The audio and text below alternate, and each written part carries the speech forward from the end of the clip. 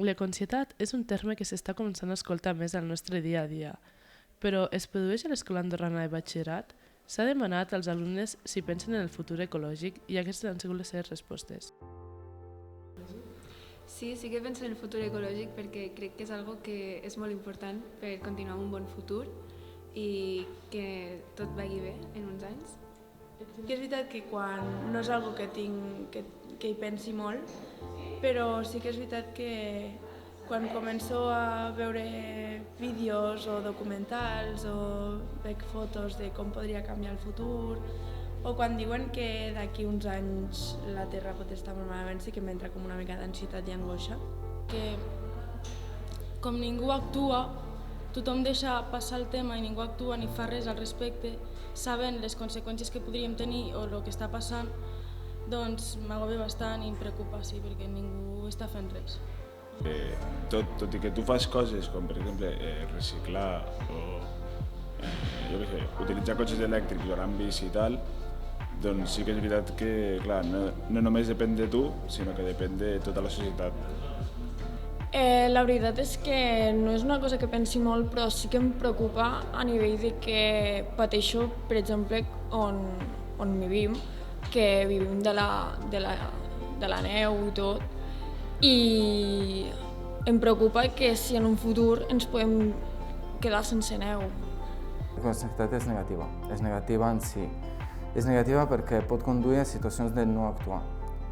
Pot ser positiva perquè pot portar que alguns joves agafin accions, com militar en moviments per medi ambient, Extinction Rebellion o d'altres que podeu tenir, però pot degenerar en situacions de depressió. I la situació de depressió és una situació en la qual no actua l'individu. I és negatiu. No només que no puc controlar el futur, però a més em deteriora el meu present. Les dues coses pot ser negatiu, vaja. Jo crec que es genera per una raó simple, és que hi ha una desconnexió entre el que passarà i les mesures que es prenen ara. És a dir, que cada informe del GIEC, de l'Organisme sobre el Canvi Climàtic, ens diu que anem cada cop pitjor. I en l'últim informe, que sortirà el 28 de febrer, segurament el que ens dirà és que anem cap al pitjor camí que podíem prendre. És a dir, que no hi ha tornada enrere i que el canvi climàtic és una realitat. I quan parlem d'aquí a 50 anys, per la gent gran o pels polítics, ja no estaran aquí. En canvi, per vosaltres sí que estareu aquí. D'aquí a 50 anys és la vostra realitat, és el ment.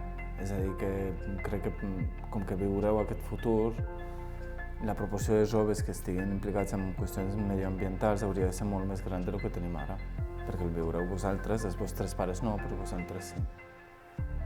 Però preocupats depèn en quin moment. Quan se'ls consciencia per algun tipus d'acció, sí que hi ha una participació, tots els joves estan d'acord en que hem de fer coses per millorar, però en moments de desconnexió, que estan a la seva, per exemple, esmorzant, parlant, fan accions que sembla que indiquin que no tenen en compte tot el que saben realment.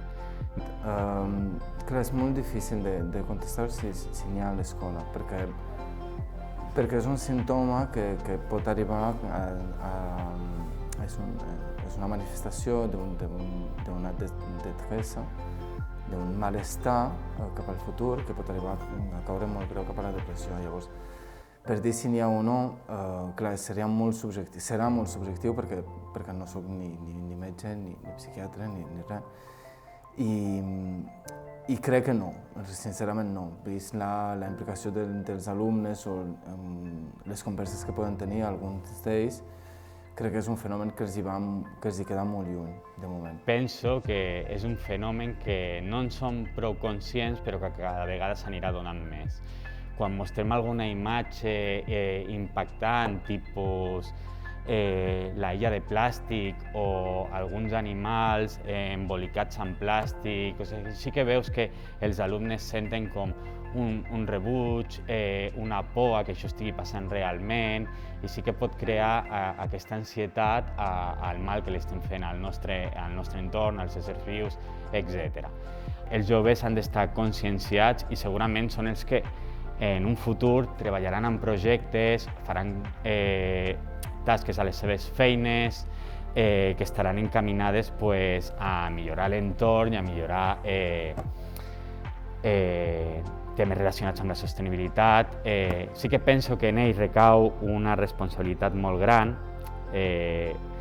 La generació anterior podríem dir que és la generació que ha fet malbé l'entorn i els que venen ara els hi posem aquesta etiqueta de són els encarregats de salvar el que nosaltres hem fet malament.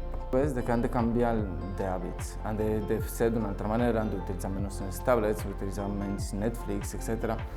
És una manera de dir, vosaltres heu d'actuar perquè us jugueu el futur, però en canvi nosaltres, que som els que podríem actuar i canviar les coses, no ho fem. I com que sabem que anirem al muro però no ho veurem, llavors intentem desresponsabilitzar dient que ho facin els joves perquè és el seu futur, etc. Jo crec que sí, que us suposa un pes que no és necessari.